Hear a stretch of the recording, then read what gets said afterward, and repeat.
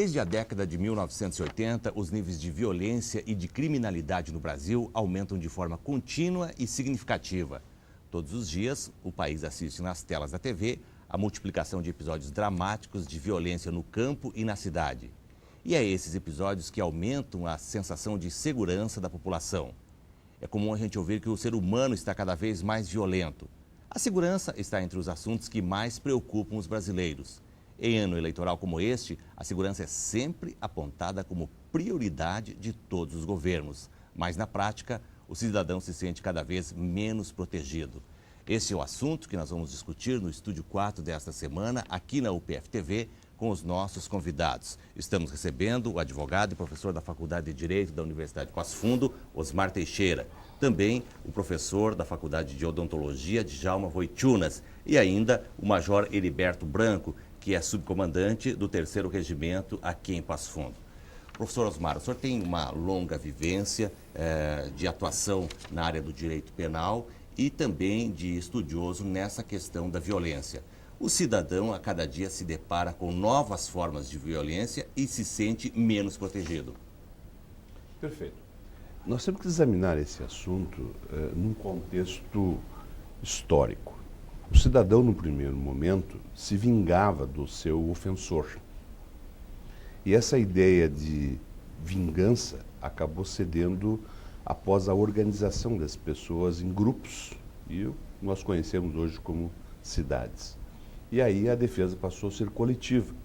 Nós não tínhamos mais uma defesa de uma pessoa em especial, mas a defesa de um contexto, de uma sociedade. Mas esse é um papel que nós damos para quem nos governa. Então vem aquela ideia de organização, que as pessoas se organizam em povo, território, governo e etc., que é uma velha lição que nós conhecemos, porque alguém tem que manejar esse processo de segurança. E esse manejo do processo de segurança é deficiente há muito tempo. E aí nós temos duas situações. Temos, do ponto de vista da segurança pública, a prevenção e a repressão. São duas fases. Mas falta a terceira fase, que é a educação. Nós não conseguimos vencer no ser humano a ideia de violência. O ser humano é um ser formado, e ele é formatado para reagir às suas agressões externas, pessoalmente. Ele só não age assim porque ele está organizado em sociedade, ele foi educado para deixar que a sociedade o defenda nas suas necessidades. Isso não está acontecendo. E eu digo, já de primeira mão, a melhor segurança é a segurança pública, não a privada, não a particular. E está havendo essa inversão de posicionamento, mercê desse abandono que a segurança pública vem sofrendo. É inegável que a segurança pública não vem recebendo há muito tempo, não é deste governo, nem do que passou, há muito tempo, uma política de enfrentamento. Nós temos modelos interessantíssimos no mundo todo de como países se organizaram para enfrentar a sua segurança ou insegurança. Mas esse modelo traz junto sempre a ideia de educação. As pessoas precisam ser educadas para viver em sociedade e terem o respeito ao regramento de todo um contexto social. Professor Djalma, doutor Djalma, é professor da Faculdade de Odonto e pode parecer, bom, o que né, o senhor está fazendo nesse programa aqui? Mas, na verdade, o senhor representa todos aqueles cidadãos que já foram vítimas de violência. E hoje, se você está num grupo e conversa com as pessoas, é praticamente impossível encontrar em um grupo de 5 pessoas alguém que não tenha sido vítima de alguma forma de violência. O senhor teve uma experiência bastante dramática, né? Sim, eu tive uma experiência bastante dramática e naquela ideia de que para mim não acontece, entende? Que normalmente se pensa assim, comigo não vai acontecer isso.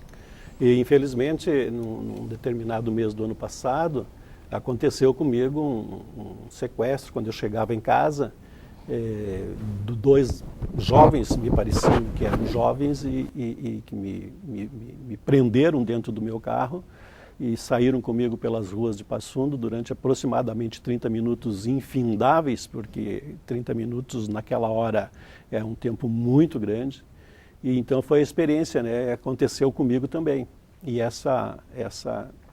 isso que tu falou, que num grupo pequeno de pessoas alguém já teve essa experiência, comigo se tornou verdadeiro.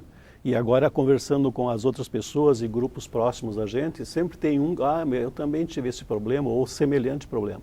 O senhor ficou durante mais de 30 minutos sem poder por volta de 30 minutos, né? Não sei precisar exatamente, mas pelo tempo que eu fiquei, o tempo que eu cheguei no posto da polícia, da Brigada Militar lá perto de São Vicente para fazer o BO, eu calculei, deu 35 minutos, então eu devo ter ficado com eles aproximadamente 30 minutos. E o senhor foi rendido quando estava aquilo que é hoje o grande temor, né? Quando está chegando ou saindo de casa, né? Esse é o cuidado que nós devemos ter, né? Na ocasião, eu percebi duas pessoas na quadra da onde eu chegava em casa, mas me parecia, eram 10h20 da noite, então 10h20 é a hora de saídas de colégio. E a primeira impressão que eu tive foi de que eram dois estudantes que estavam indo para casa. Passei por eles e quando eu coloquei a caminhonete na frente da garagem já na metade aberta, disperso, né, pensando no que na noite ou no outro dia o que queria acontecer, eles chegaram. Um deles chegou com um revólver, né, quando eu olhei, eu percebi o movimento e eu olhei para o lado, tinha um revólver na direção da minha cabeça. Nesse momento eu lembrei de um episódio que eu escutei uma entrevista de um policial na televisão, onde ele dizia: não reaja, não olhe para as pessoas que estão te agredindo, seja passivo. E eu me lembrei daquilo e realmente fiquei, que nem comentamos no intervalo antes de chegarmos aqui, que nem uma ovelha, conforme falou o Dr. Osmar, e fiquei quieto, não olhei para eles, não fiz um mínimo movimento de reação, né? Quando eles pediram para mim abrir a porta, eu tinha que fazer movimento com a mão, para poder fazer o acionamento da abertura da porta. Ali também foi um momento de receio, né? Mas eu gritei: vou abrir a porta. Abri a porta do carro, eles entraram, passei para o banco da frente e um deles entrou no banco de trás, que ficou com um dos revólver, e o outro começou a dirigir. A arma estava apontada para o senhor? A arma estava do meu lado, né? Do lado da minha cabeça, eu no banco da frente e o cara que estava atrás com uma arma, e o outro, me parece que largou a arma na frente. Então eles chegaram, me parece, com duas armas. Qual era a faixa de idade que o senhor conseguiu? Jovens. Quando eu passei por eles, porque eu passei por eles antes de chegar em casa, né? Na metade da quadra eu passei por eles. Foi a hora que eu percebi que poderiam ser dois estudantes, né? Jovens, 20 anos, 18 anos, eu não sei precisar, não vi, não me preocupei em olhar, preocupei em ficar calmo. Entende? Tentar ter uma reação de passividade. Infelizmente é de passividade. Ou felizmente. Porque logo, 2 dias depois, houve um episódio ali perto do IE, né, que foi praticamente naqueles dias ali e tal, que o rapaz tentou reagir e ele acabou sendo baleado, né? E me parece que ele morreu. Então, eu não queria morrer. A única coisa que eu queria era não morrer. Passados os primeiros momentos, no andar, né, eu disse para eles: por favor, não me machuquem. Foi a primeira palavra que eu consegui falar. Silêncio absoluto, eles continuaram andando e o cara da frente disse assim: nós vamos te largar, só que tu tem que passar para o banco de trás. Eu digo: mas eu não consigo passar para o banco de trás, embora eu sabia que eu poderia fazer isso. Eles: não, se tu não sair, isso aí eu não sei porquê, esse do ir para o banco de trás. Aí ele disse pela segunda vez, eu digo: bom, eu vou começar, estou começando a irritar eles, né? Então eu vou para trás. Em movimento, ele dirigindo em movimento. Até então eu sabia onde que nós andávamos, né? A partir desse movimento que eu fiz para o banco de trás, eu perdi a noção de onde nós estávamos na cidade. Eu passei para o banco de trás, com as mãos sempre, eles vendo a minha mão, né? Pediram um celular, pediram dinheiro, tudo que você tem aqui não vai sair da caminhonete, mas nós vamos te largar logo. Com isso eu me aliviei e falei algumas coisas para ele. Elogiei que ele estava dirigindo bem, que não precisava correr, porque poderia bater o carro, e aí, como eles não iriam me machucar, eu não queria que eles também se machucassem. Não sei se foi um instinto de defesa que eu tive no momento, de proteger eles também. E aí eles me largaram perto de um local conhecido ali e saí a pé.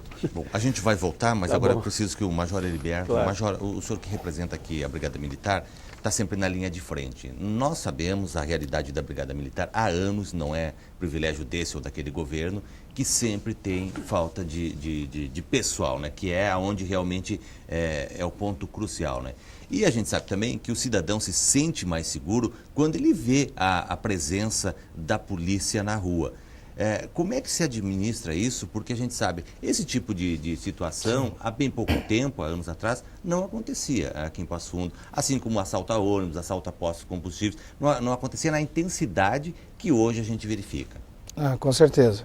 Bom, o que ocorre é que nós, enquanto Polícia Militar, né, aqui no estado do Rio Grande do Sul, que nós somos, o gaúcho, ele é não diferente, né, mas ele, enfim, nós temos as nossas manias. Então aqui nós somos Brigada Militar, mas é a Polícia Militar. No Brasil todo é Polícia Militar, né? Aqui no Rio Grande do Sul é Brigada. Mas isso são fatores históricos, né? E que muito nos agrada também, não por ser diferente, mas porque a forma da gente fazer as coisas também é um pouco diferente. O que ocorre nesse contexto todo é que nós temos todos os nossos regramentos, né? Nós temos leis federais, leis estaduais que regem o nosso funcionamento como um todo.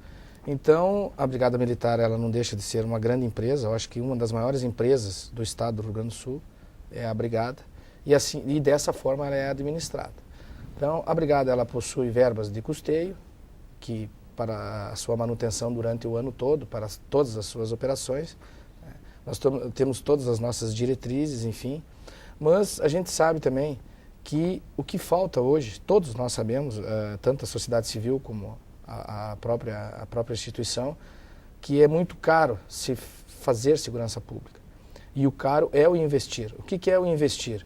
O investir é, além de você fazer a manutenção de toda essa máquina, que é a Brigada, seria você realmente contratar, porque nós temos um quadro hoje, por lei, que nós deveríamos, por exemplo, ter tantos mil policiais. Nós não temos hoje, nós temos uma defasagem normal, né? Então, seria essa reposição do recurso humano da Brigada. E depois, lógico, aí vem toda a questão de equipamentos, aparelhamentos. Major, hoje é de quanto?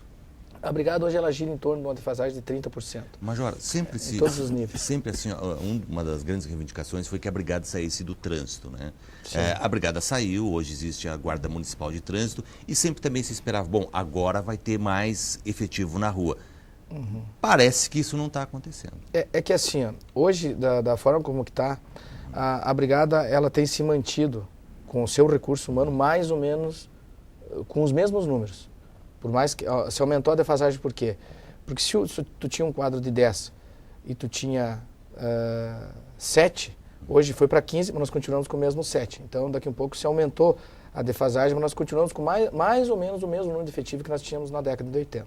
Né? Então, isso é um fato que se constata, e matemática. Em compensação, uma população que... Exatamente. Né, então, nós vimos na década de 80, nós tínhamos em Passo Fundo 40 e poucos mil veículos. Hoje nós temos mais do que 100 mil. Nós tínhamos em torno de 100 e poucos mil pessoas, hoje nós temos 200 mil.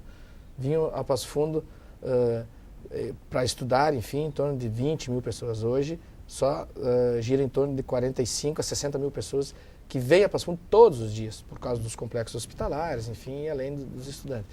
Então, e nós, enquanto policiamento, nós temos que pensar em tudo isso. Essa saída, então, do trânsito, na prática, acabou não dando um resultado assim mais... Tanto que hoje a Brigada ela volta a atuar no trânsito.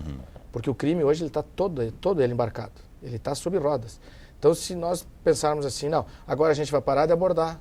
Nós não vamos mais fazer aquela blitz, que a Brigada para, documento do veículo, olha a porta-mala, porta-luva, enfim, vê toda a situação do veículo, do condutor. Se nós, enquanto Polícia Militar, pararmos de fazer isso, ninguém vai fazer, né? Porque as guardas municipais, elas trabalham bastante com a parada, com o estacionamento, né? Então o carro está parado, é o carga e descarga, é a fila dupla, enfim. Mas ela não se preocupa com esse ar da segurança. O que ele está transportando ali? A guarda nunca vai olhar, por exemplo, pedir para abrir o porta-mala. Até pode abrir para ver a questão do esterpe, né? Mas não com a intenção de ver se tem alguém sequestrado no porta-mala. Ou se está carregando arma, tóxico, né? Enfim, essas coisas. Então, essa questão das blitz e do trânsito, inclusive aqui em Passo Fundo nós vamos intensificar isso, né? Porque a gente não vê outra forma de se fazer prevenção se a gente não parar o veículo e o motorista, principalmente, e aquelas pessoas que estão dentro daquele carro.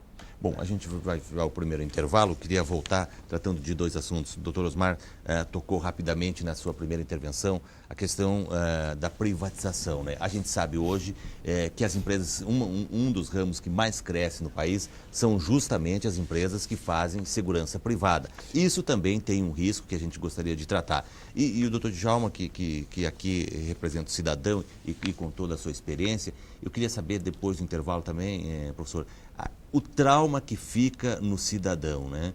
Porque ele enfrenta uma pessoa preparada para o crime. Sim. Contra o senhor que é um despreparado. É diferente, né, de um militar que é treinado e é preparado e sabe, né, e depois o Major Heriberto também pode nos explicar um pouco mais, sabe como reagir. A gente vai ao intervalo, voltamos em seguidinha para o segundo bloco do Estúdio 4 nesta semana aqui na UPF TV. Até já.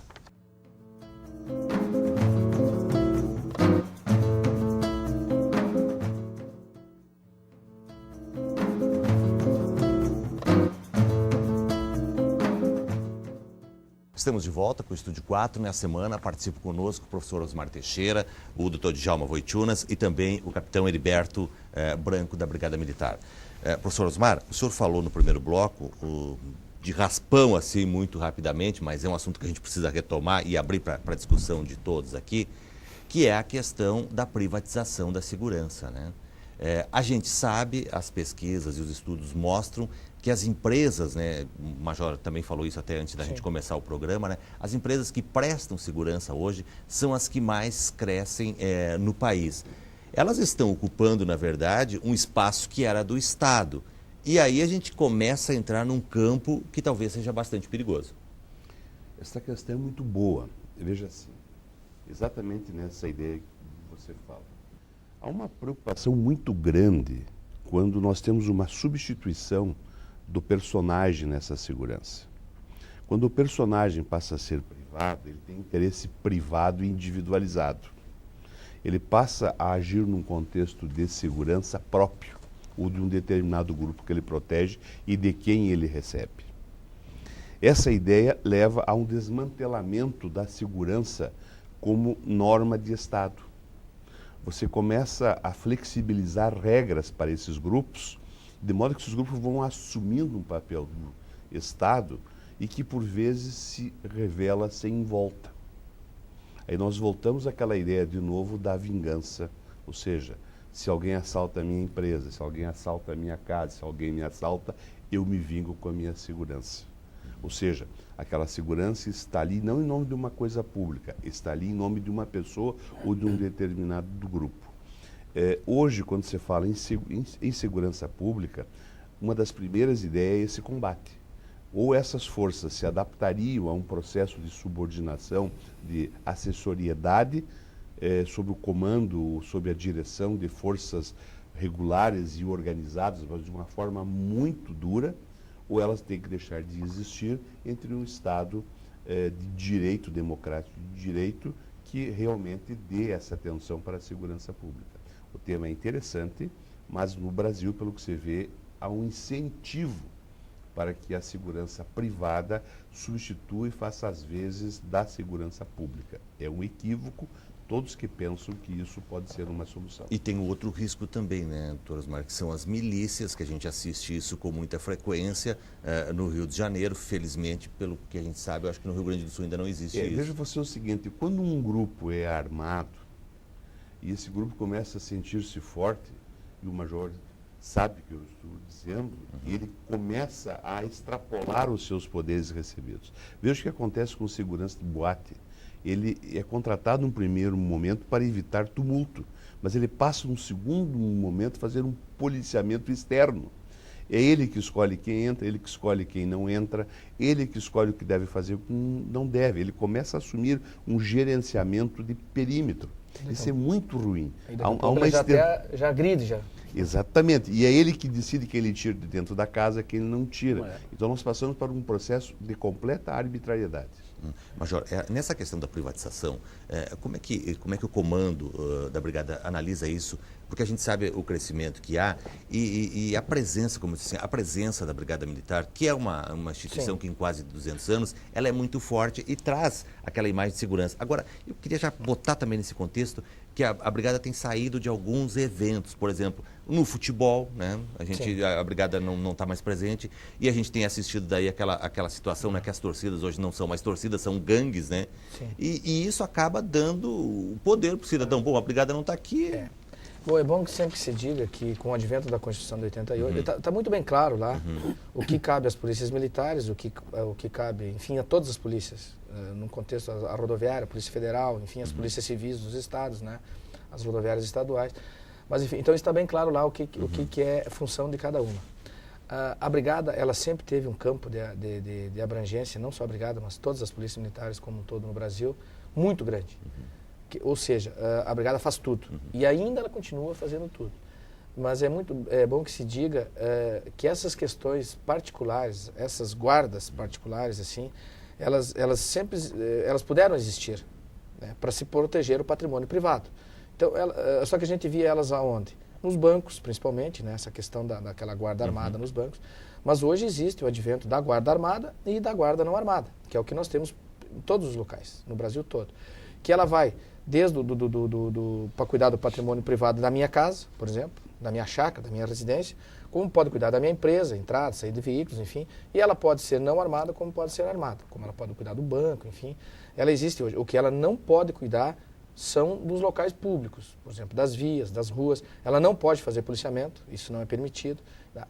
E lógico que nós, enquanto Brigada, a gente está sempre cuidando disso. Tanto que nós temos um setor responsável dentro da Brigada que cuida só disso, né? Que é o nosso setor de vigilância e guarda, que nós que demos os crachás, as carteirinhas, para essas guardas poderem trabalhar. Essas guardas que fazem vigilância, monitoramento à distância, enfim, a gente mantém um controle sobre isso. Juntamente também com a Polícia Federal, que é a que fiscaliza também e que faz encaminha os papéis, enfim, para que elas possam ser montadas, né? Então, existe todo um controle sobre isso. Na realidade, tem alguns serviços que não deveriam ser feitos pelas polícias militares e que às vezes são feitos. E outros que a polícia militar... Major? Tipo, por exemplo, o estádio de futebol. O estádio de futebol. Só que o Brasil não está preparado hoje para que as polícias militares saiam dos estádios de futebol. Tanto que está aí a prova. Se nós formos retirar hoje a brigada de dentro do estádio de futebol, nós vamos ter problema. Né? Porque às vezes, se o cidadão ele chega num estado assim, ou motivado por ingestão de bebida alcoólica ou não, ou droga, ou né? droga, que é muito que comum. É o que hoje é muito comum nos estádios, né? Exatamente, não só nos estádios, mas nas nossas ruas aqui em Passo Fundo, que é o maior problema que Passo Fundo tem hoje, é a aglomeração de jovens nas ruas para beber e para se drogar. E aí que a gente vê todo dia a maior reclamação da comunidade sobre isso, né? Então, a Brigada, não tem como a Brigada estar lá. Outro evento, por exemplo, é o presídio, né? A Brigada não teria que estar nos presídios. Mas e aí? Todo mundo sabe que a Brigada tem que sair dos presídios. Mas como fazer isso? Né? Então, envolve outros setores. A gente conversava no intervalo também que o fazer segurança é uma das coisas mais caras que existe no Brasil hoje. Se fazer segurança. Então, um problema que eu vejo nisso que se existisse assim, essas seguranças particulares, né, essas empresas particulares de segurança, com um alto padrão de qualidade, tudo bem. Porque existe um sistêmico hoje que a Brigada, por exemplo, se fazer a melhor segurança, ela deveria trabalhar com todo mundo. Major, daí assim, essa segurança privada, ela é só para quem pode pagar. O cidadão que não pode pagar, ele depende efetivamente da Brigada Militar. Não, e no caso aqui do depender. professor Djalma, que mesmo, né, foi vítima daquilo mínimo que o Estado tem que dar. Isso, acho que ele está tentando dizer que nós temos que ter uma integração com esse sistema de forças privadas junto com a força legal. Isso é fundamental que se aperfeiçoe isso. Inclusive o caso dos azuizinhos. O azuizinho devia ter um sentido mais amplo de coisa pública, dele poder olhar eventualmente um carro com outros olhos, ver se não está drogado, se não tem o vigilante que está lá no, né, ele olhar a rua, por exemplo, eu vou dar um exemplo, o porteiro de um prédio, por exemplo, ele está ali com um fardamento, enfim, né, não está armado, nada, né, mas ele faz aquela vigilância 24 horas.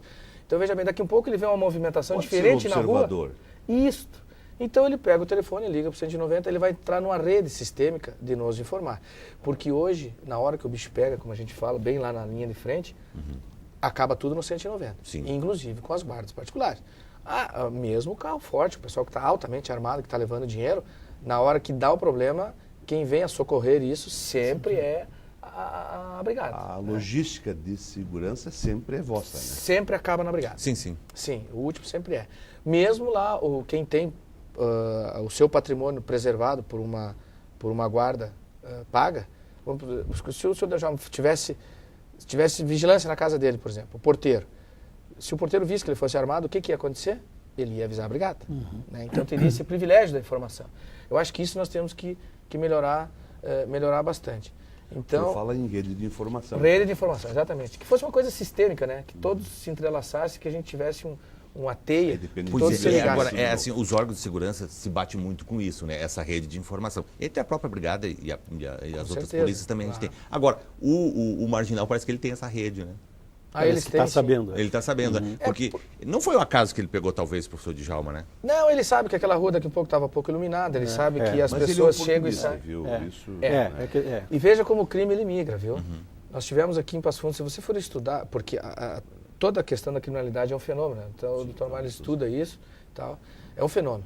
E o fenômeno, por ser um fenômeno, ele migra. Então aqui em Passo Fundo, às vezes, nós temos assaltos a coletivos, para. O furto de veículo, para. O roubo de veículo, aí para. E às vezes ele está na Luiz, às vezes ele está... Mas ele para na Major quando tem uma ação forte da Brigada Militar, né? Por isso que a Brigada ela tem que trabalhar muito com estatística, e é o que nós trabalhamos aqui, demais, e estudando esses fenômenos. O local, o horário, enfim, todas essas informações que a gente tem. E é interessante, desculpe interromper, Claro.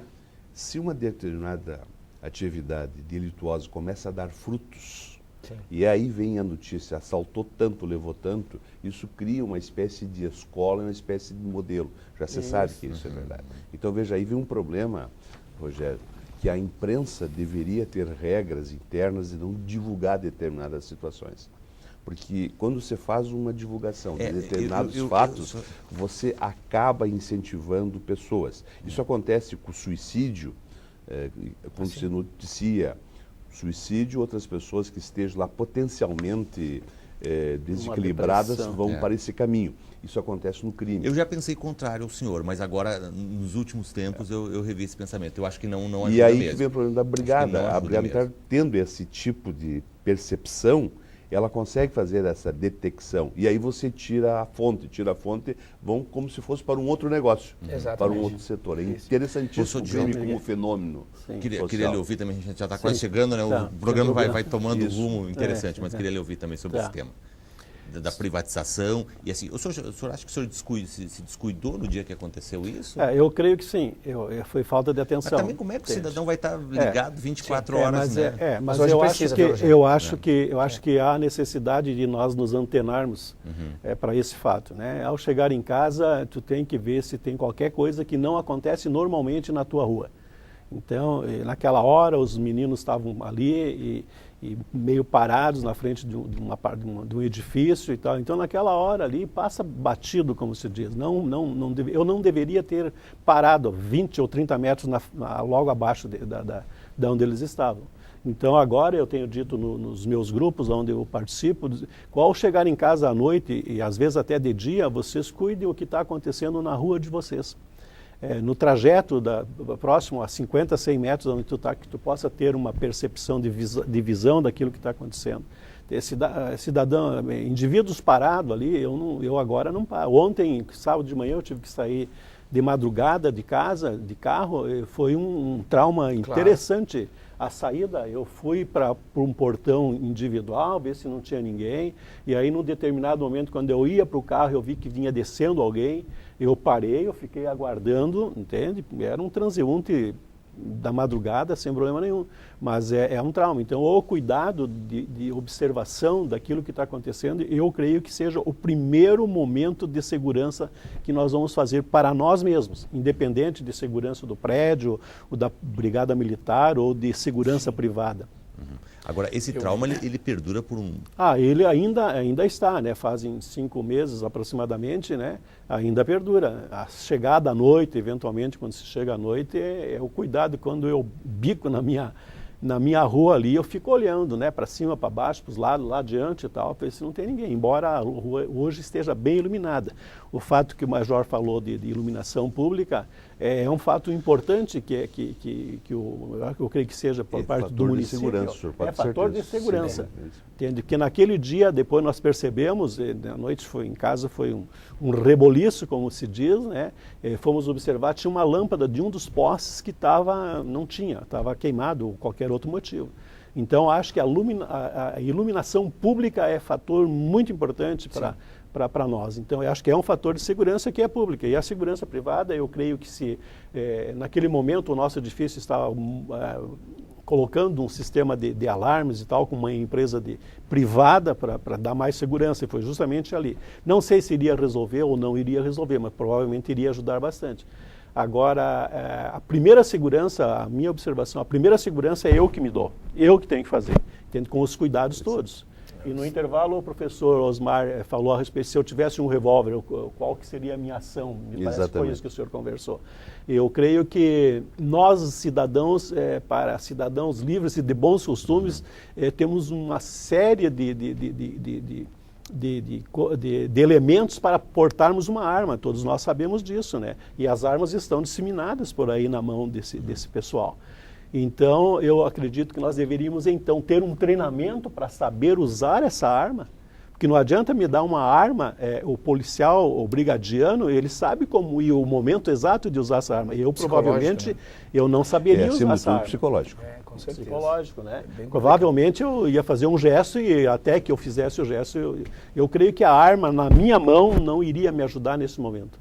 Porque, a não ser que eu tivesse feito um curso de tiro, de empunhamento e etc. E tal. De conduta, né? De conduta, esse é um exatamente. assunto, a gente está indo de novo para o intervalo, mas esse é um assunto que o Major Heriberto pode voltar falando sobre o cidadão, né? Exatamente nesse... Agora, importante, Rogério, isso que o doutor falou, é o seguinte, hoje estão se constituindo em vários lugares do mundo as chamadas redes de vizinhos. A partir de fatos como o dele, a informação passa a ser uma espécie de domínio de determinados grupos que informam qualquer tipo de atitude suspeita, carro suspeito, pessoa estranha no local. Isso as pessoas precisam tomar essa consciência. É a rede que o Major falou. Exatamente, mas isso começa a partir de uma tomada de postura do cidadão, como ele está dizendo agora. O cidadão precisaria se organizar nesse sentido e pensar que a segurança não é um fato isolado. A segurança é coletiva. E se ela melhora coletivamente, você protege mais pessoas. Não adianta você ter uma proteção com guardas pessoais tuas, mas se você não protege o teu vizinho, se tu não ajuda o teu vizinho a ter também essa noção de segurança. Bom, é importante esse contexto. A gente vai ao intervalo, voltamos em seguida. Temos muitos assuntos ainda para tratar no Estúdio 4 dessa semana aqui na UPF TV. Até já.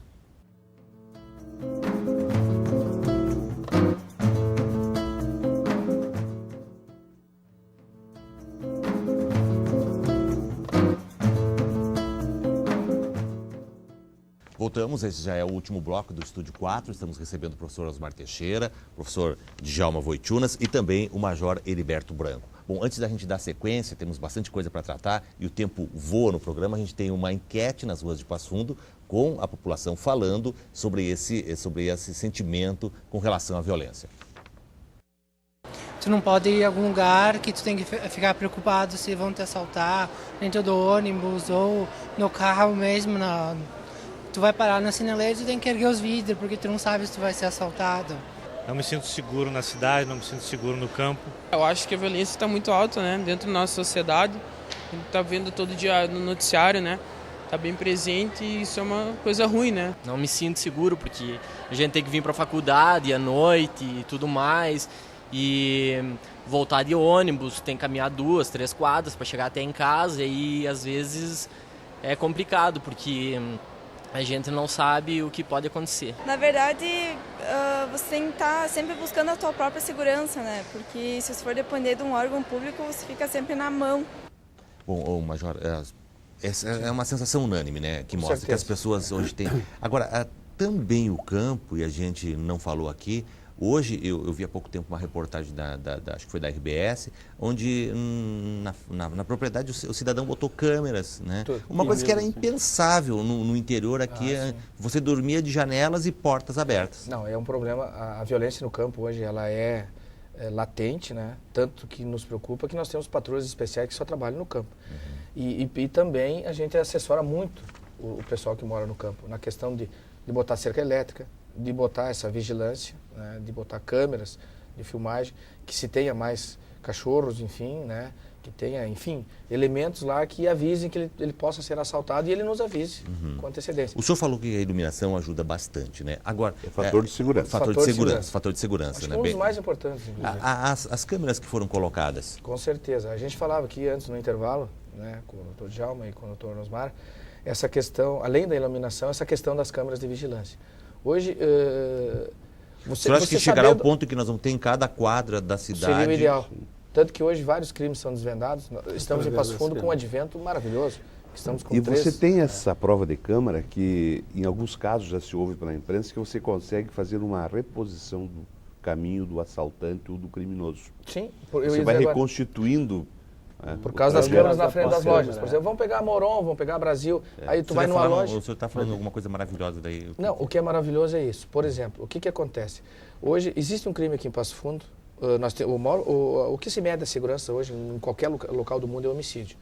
Nós estamos esse ano com 3 meses aí e os homicídios eles baixaram drasticamente. E ninguém pensa, porque o homicídio é o maior fenômeno que existe dentro da criminalidade, né? Dentro da área da segurança. Ele baixou por quê? Porque os assaltos, mas assim, deixa eu só discordar do senhor. Mas os homicídios aqui em Passo Fundo, a gente tem tido uma característica exatamente. Que é... Por isso que tu tem que estudar que é acerto de contas, né? Também. Mas é ele que vai ditar. Ele que vai ditar, porque o homicídio é a última ponta. Se não houve homicídio, é porque tu está conseguindo controlar essas bases menores do crime, entende? Certo. E os próprios acertos de conta também. É porque a coisa está num nível que a gente pode dizer que tolerante, entende? Por isso que não chega no homicídio. É muito importante esse estudo aí, né? Mas veja, se acontece um assalto no centro, então você pode dizer, o assaltante ele estava vindo com a mochila nas costas, de bermuda, enfim, com tênis vermelho, aí ele entra, faz o assalto e tal, e ele sai, e a gente tem como depois descobrir. Monitorar. E esse fenômeno é incrível também. Quando o Dr. Osmar falou antes, veja bem, existem vários tipos de assalto aqui em Passo Fundo. Então a polícia militar, ela atua em cima daqui, ele para. Prendemos as quadrilhas que estavam assaltando as lotéricas, parou. Aí o fenômeno das relojarias o ano passado, né? Inclusive nós tivemos o proprietário... esse tipo de assalto também que o professor Djalma sofreu, teve uma época ali que era um atrás o dito cujo assalto relâmpago. Parou por quê? Porque nós começamos a fazer blitz na cidade, em determinados pontos, e os bretes que a gente fazia, se o cara estava naquele brete, ele não tinha mais como sair. E através das motos, se ele fugisse, a gente pegava. Então parou um pouco. Hoje não existe mais, as pessoas não furtam mais os veículos, né? Por quê? Porque os veículos têm sistema de alarme, tem que ter a chave para levar, GPS, um monte de coisa. Então, há o roubo.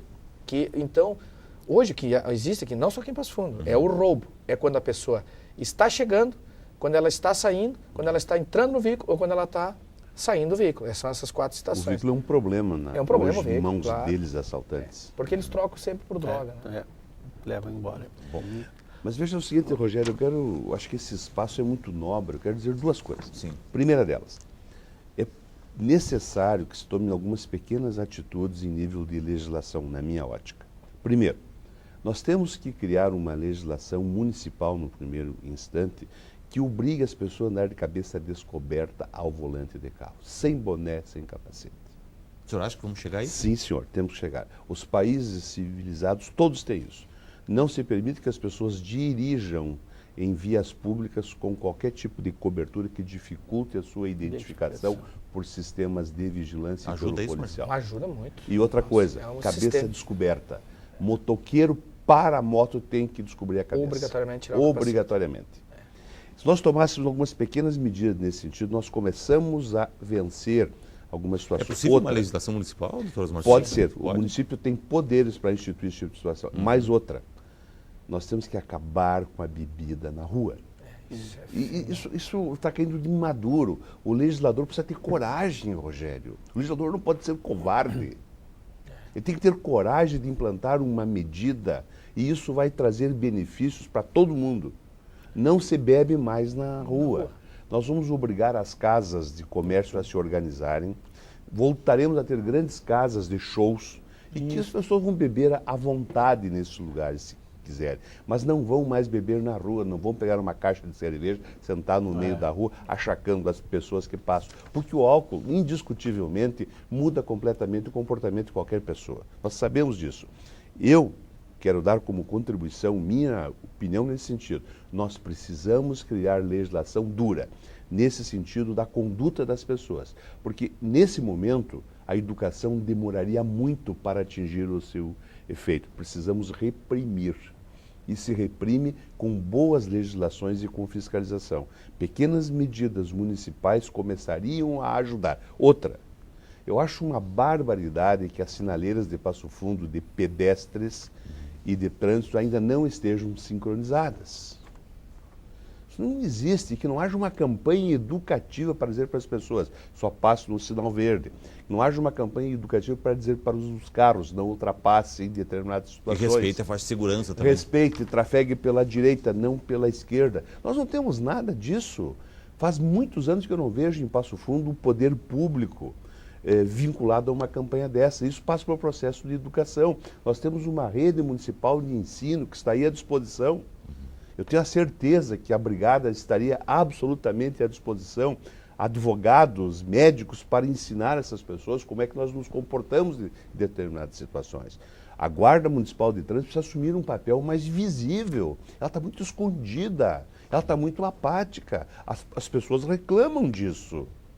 Porque nós não vemos uma ação educativa, uma ação de orientação em uma sinaleira, por exemplo. É preciso coragem também do legislador municipal. Pois é, professor, mas queria só tocar... Não, pois não, depois... Como cidadão que estaria representando, pegando a linha do professor Osmar, nós temos como cidadão fazer a parte desse processo de educação.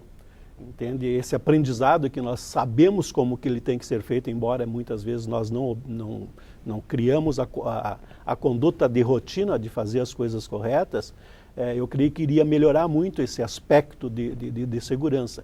E acreditar que os órgãos competentes, Brigada Militar, a Polícia Municipal e as legislações que precisam ser modificadas, acreditar, nós precisamos, o cidadão precisa acreditar que isso acontece e que nós dependemos deles e eles são capazes de nos proteger. Só que se nós não fizermos a nossa conduta de observar a lâmpada queimada e pegar um telefone e ligar, tem uma lâmpada queimada num determinado local, isso aí é falha de segurança. E proteger a lâmpada também, né? E proteger a lâmpada também, isso aí é a questão da educação. Porque tem muita depredação por aí, de vários detalhes públicos, que o cidadão comum vai lá e depreda, queima, lâmpada, etc. e tal. Então essa é a parte educacional que precisa fazer, mas ela já é eminente. Isso aí todos nós sabemos, passar na faixa de pedestre, não cortar a rua pela metade da quadra e tal. Então isso tudo faz parte da educação. E normalmente o cidadão, e todo cidadão inteligente, ele sabe que tem que fazer isso, mas a pressa ele acaba deixando, e aí ele está falhando com a própria segurança dele e com a segurança coletiva da parte cidadão, que eu acho que nós precisamos fazer. A falta de vigilância, essa vigilância individual, ela prejudica depois o coletivo, com certeza. Né? Agora, Major, é preciso ter gente na rua, né? A Brigada enfrenta Gramado, né? A Operação de Gramado, depois tem a Operação Veraneio, e agora também vem mais a Copa do Mundo, que vai mandar um contingente significativo. É importante, né? que se diga para a sociedade que a Brigada, com essa visão de empresa, que a Brigada é uma empresa, ela é administrada dessa forma, né? Nós administramos a Brigada assim, ela se planeja. E para a Copa agora se planejou também. Então, nós não teremos... Vai gente daqui, né? Vai gente daqui, com certeza, isso vai. Até porque a Copa tem um legado, e se nós não mandarmos gente, Passo Fundo vai ficar fora do legado. Né? Que seria os investimentos maciços, tanto do governo federal como do estadual, para quem vai lá ajudar na Copa. Então esse retorno ele vai vir aí depois em agosto. Né? Então, mas a Brigada se programou, não existirão licenças, 1/12 normais de pessoas que entram em férias nesse período não vai existir. Né? Então, digamos assim que os serviços serão concentrados ali, mas todas aquelas saídas normais que existiam da Brigada, licenças, enfim, não vão ter.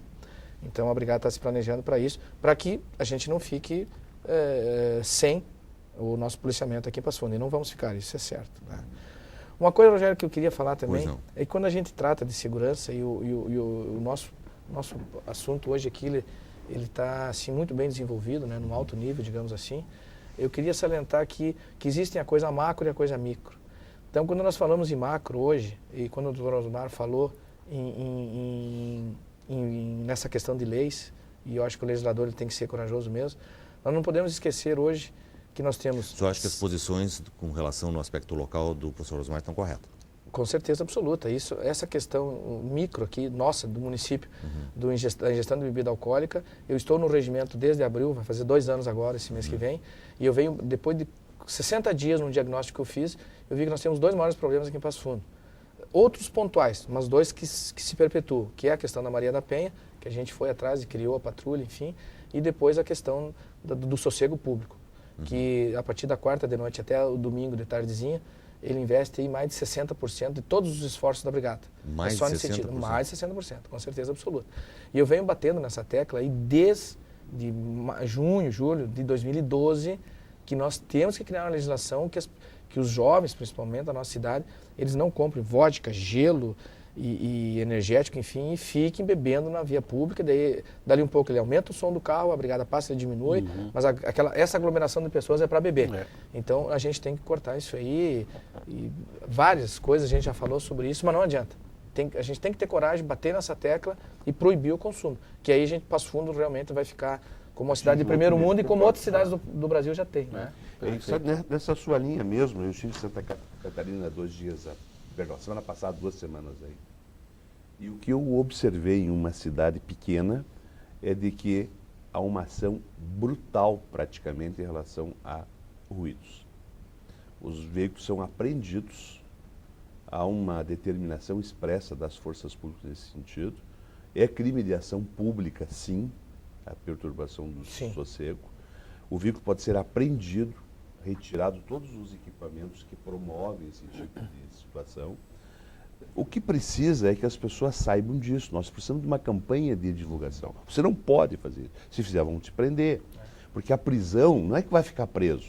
A prisão é uma ferramenta que a segurança pública tem para dizer assim, você tem que parar. Tu tem que botar um ponto nesse assunto. Tem que ter controlar. Tem que ter controlar. Por que 60% que a brigada usa do efetivo para resolver isso poderia estar em outra situação? Mas veja o seguinte, aí o Jair que ele está dizendo agora, isso é importantíssimo. E é ocasionado, pode ter certeza, pela maioria pelo álcool. É o excesso que a pessoa comete, às vezes sem dolo nenhum, é um processo culposo é de divertimento. Claro. A juventude precisa se divertir, mas nós precisamos fazer com que as pessoas busquem alternativas. Onde estão os grandes espaços em Passo Fundo para reunião de jovens? Nós não temos mais as grandes casas. Por quê? Porque eles bebem na rua. Claro. Que sejam no local adequado. Local adequado, concordo com o senhor. Professor Djalma, a gente está encerrando, preciso lhe ouvir mais 30 segundos. Eu quero falar eu agradecer a oportunidade de estar aqui para colocar minha experiência. O trauma continua e as pessoas que passaram por isso vão dizer a mesma coisa, provavelmente. O que eu quero dizer é que tenhamos cuidado, estejamos atentos com tudo o que está acontecendo. E não há reação. Eu acho que a minha não reação foi aquilo que é importante para não acontecer nada comigo. Então não tem como nós, cidadão comum, reagir. Entregue o carro, entregue a chave, entregue tudo, mas preserve a tua vida. E eu acho que isso é o mais importante. Bom, a gente poderia tratar de outras coisas, o papel do judiciário, que não deu nem tempo de tocar, mas enfim, senão a gente abriria muito leque, mas podemos voltar num outro momento. Professor Osmar, obrigado pela presença, né? Obrigado, professor Djalma, também, que trouxe aqui a sua experiência negativa, né? Mas que fica de alerta a todo cidadão, e também ao Major Heriberto Branco, que responde pelo 3º Regimento da Brigada Militar. A gente quer agradecer também a sua audiência aqui na UPF TV. Na próxima semana vamos estar de volta com o Estúdio 4, debatendo um outro tema. Obrigado e até lá.